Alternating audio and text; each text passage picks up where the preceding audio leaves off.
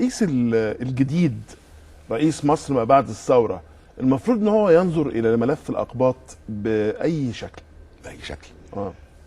دول مواطنين مصريين، يعني كنت احب ان احنا ما نقولش اقباط، مواطنين مصريين. المصريين الاقباط. المصريين الاقباط دول مواطنين. بعد وفاة البابا شنودة وحضرتك عارف كان عندي هنا كذا ضيف ما بيخفوش قلقهم وخوفهم من مصر الجديدة. طبعا الجو العام بيؤدي الى هذا القلق، ودي رسالة الى كل من يهمه الامر. المصريون قلقون، المصريون يعني منهكون، المصريون خائفون.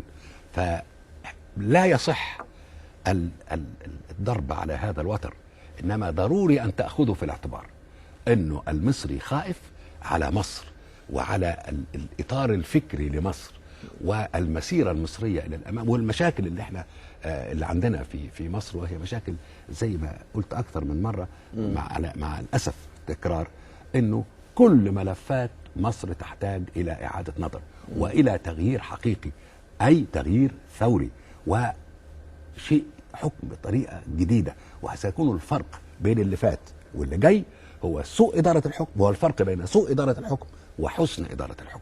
حسن إدارة الحكم يعني أن يكون عندك نظرة شاملة، لست مقيدا، أنت بتنطلق بمصر إلى الأمام، وتعلم أن مصر فيها 50% يعيشون حول مستوى الفقر، ده على الأقل. إنما لو اتكلمنا عن 50% يعني 1 من كل 2 مصريين أصبح فقيرا، ومش شرط التاني يكون غني. 30% أمية، 25% بطالة بين الشباب. لا يوجد مشروع قومي كبير واحد. الصناعات الصغيرة والمتوسطة ضائعة.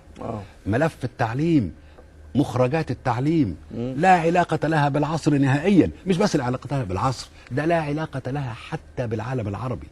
غير قادرين على التنافس في العالم العربي. وبعدين واحد يقول لي بلاش انجليزي.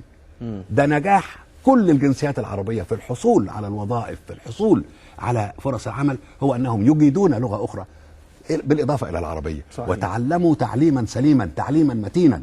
الكلام ده لا لعب فيه، ولا يصح أن نلعب فيه، ولا أن نتسامح فيه. يعني واحد يقول الإنجليزية كفر، ده كلام غير مقبول.